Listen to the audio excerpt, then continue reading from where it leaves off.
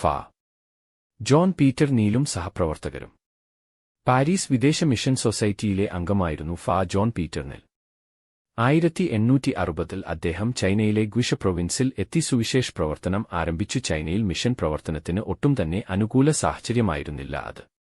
കാരണം ഇംഗ്ലീഷ് സൈന്യവും ഫ്രഞ്ച് സൈന്യവും ചേർന്ന് പിക്കിങ്ങിലെ വേനൽക്കാല കൊട്ടാരം തീയിട്ടതിനു പിന്നാലെ വിദേശവിരുദ്ധ വികാരം ചൈനക്കാരിൽ ആളിപ്പടർന്നിരുന്നു.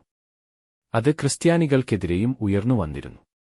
കിയാച്ചലോങ് എന്ന ഗ്രാമത്തിന്റെ തലവനായിരുന്ന ജോൺ സാങ് ക്രിസ്തുമത വിശ്വാസം ഏറ്റുപറഞ്ഞ് ജ്ഞാനസ്നാനം സ്വീകരിക്കുകയും തന്റെ ഭവനത്തിൽ 50 പേർ അടങ്ങുന്ന ഗ്രൂപ്പിന് മതബോധനം നൽകാൻ സൗകര്യം ഒരുക്കുകയും ചെയ്യുന്നുണ്ടായിരുന്നു.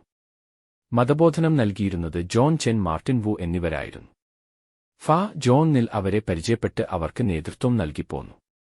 1862 ഫെബ്രുവരി മാസം 12 തീയതി പട്ടാളക്കാർ ജോൺ സാങ്ങിന്റെ ഭവനം വളഞ്ഞു. അവർ അദ്ദേഹത്തെയും ഫാ നീലിനെയും 2 മതാധ്യാപകരെയും അറസ്റ്റ് ചെയ്തു.